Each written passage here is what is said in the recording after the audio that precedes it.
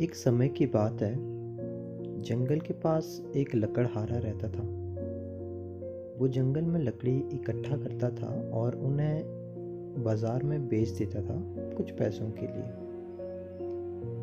एक दिन की बात है, वो एक पेड़ काट रहा था।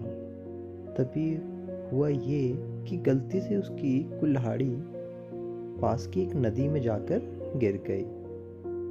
नदी बहुत ही ज़्यादा गहरी थी और बहुत ही तेजी से बह रही थी। उसने बहुत कोशिश की अपनी कुल्हाड़ी को खोजने की, लेकिन उसे कुल्हाड़ी वहाँ नहीं मिली। अब उसे लगा कि उसने कुल्हाड़ी खो दी है, तो वो दुखी होकर नदी के किनारे बैठकर रोने लगा। उसके रोने की आवाज़ सुनकर नदी के भगवान उठे और उस लकड़हारे से पूछा कि क्या हुआ। तो लकड़हारे ने उन्हें अपनी दुख भरी कहानी सुनाई। तो नदी के भगवान को उस लकड़हारे के ऊपर दया आ गई और उसकी मेहनत और सच्चाई देखकर उन्होंने सोचा, चलो लकड़हारे की मदद करते हैं।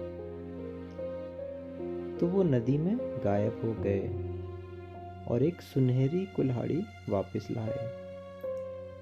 लेकिन लकड़हारे ने कहा कि यह उसका नहीं है।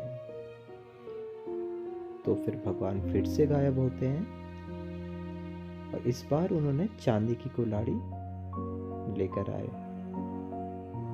इस बार भी लकड़हारे ने कहा कि ये भी मेरी कुल्हाड़ी नहीं है। अब नदी के भगवान पानी में फिर से गायब हो गए और अब की बार वो एक लोहे की कुल्हाड़ी के साथ वापस आ गए। लकड़ी का कुल्हाड़ी देखकर लकड़हारा मुस्कुराया और कहा कि हाँ, यही मेरी कुल्हाड़ी है।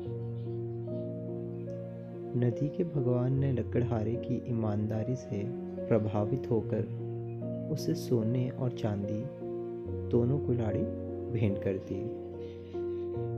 तो दोस्तों, इस कहानी से हमें ये सीख मिलती है कि ईमानदारी सर्वोत्तम नीति है। ईमानदारी हमें कभी नहीं छोड़नी चाहिए, हमेशा सच बोलना चाहिए। उम्मीद करता हूँ आपको ये कहानी पसंद आई हो। एंड अगर आई है तो please like, share and comment ज़रूर कर लेना एंड चैनल को सब्सक्राइब ज़रूर कर लेना, ताकि इसी तरह की कहानियाँ आपको हमारे चैनल पे सुनने को मिलती रहे।